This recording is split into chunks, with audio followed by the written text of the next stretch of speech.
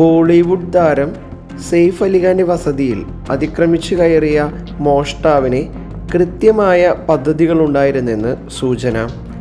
Bandra വെസ്റ്റിൽ saint Teresa സ്കൂളിന് സമീപമുള്ള സദ്ഗുരു ശരൺ എന്ന 13 നില കെട്ടിടത്തിൻ്റെ ഏറ്റവും മുകളിലെ 4 നിലകളിലായാണ് സെയ്ഫും കുടുംബവും താമസിക്കുന്നത്. ഏകദേശം 10,000 ചതുരശ്ര അടി വിസ്തീർണമുള്ള ആഡംബര വസതിയാണിത്.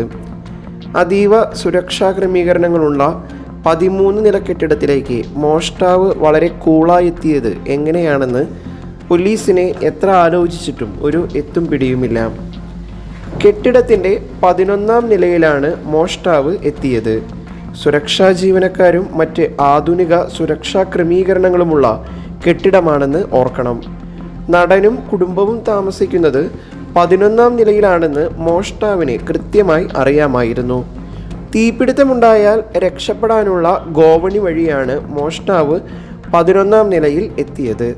ഈ ഗോവണിയെക്കുറിച്ചും വ്യക്തമായ ധാരണയുള്ള ആളാണ് മോഷ്ടാവെന്ന് ഇതിൽ നിന്ന് വ്യക്തം. വീടിനുള്ളിൽ പ്രവേശിച്ച മോഷ്ടാവ് നേരെ പോയിരിക്കുന്നത് സെയ്ഫിൻ്റെയും കരീനയുടെയും ഇളയ മകൻ ജേയുടെ മുറിയിലേക്കാണ്. കുട്ടിയുടെ മുറിയിൽ നിന്ന് ശബ്ദം കേട്ട് ആയ ഓടിയെത്തുന്നു. പിന്നീടാണ് സെയ്ഫ് അലിഖാൻ എത്തിയത്. മോഷ്ടാവിൻ്റെ കയ്യിൽ കത്തി ഉണ്ടായിരുന്നു. പ്രതിരോധിക്കാനുള്ള ശ്രമത്തിനിടെ സെയ്ഫിനെ കുത്തേറ്റു. സുരക്ഷാ ജീവനക്കാർ അറിയാതെ മോഷ്ടാവ് 11ാം നിലയിലെത്തിയത് എങ്ങനെയാണെന്ന ചോദ്യത്തിന് ഇതുവരെ ഉത്തരമില്ല. അക്രമത്തിന് ശേഷം സ്റ്റെയർ കേസിലൂടെ എളുപ്പം രക്ഷപ്പെടുകയായിരുന്നു അക്രമി. 11ാം നിലയിൽ നിന്ന് അതിവേഗം താഴെ എത്തണമെങ്കിൽ അക്രമിക്ക് കെട്ടിടത്തിൻ്റെ ഘടനയെക്കുറിച്ച് അറിവുണ്ടായിരിക്കണം.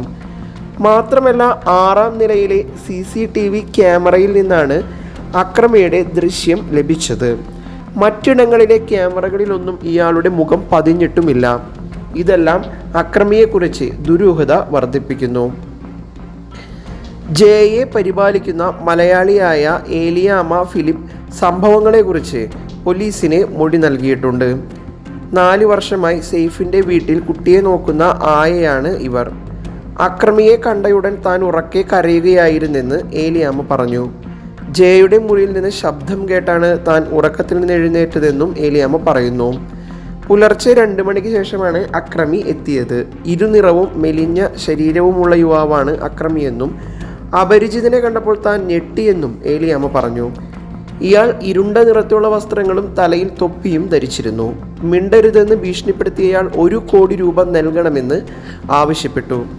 അക്രമിയുടെ കയ്യിൽ വടിയും കത്തിയും ഉണ്ടായിരുന്നെന്നും ഏലിയാമ്മ പറഞ്ഞു.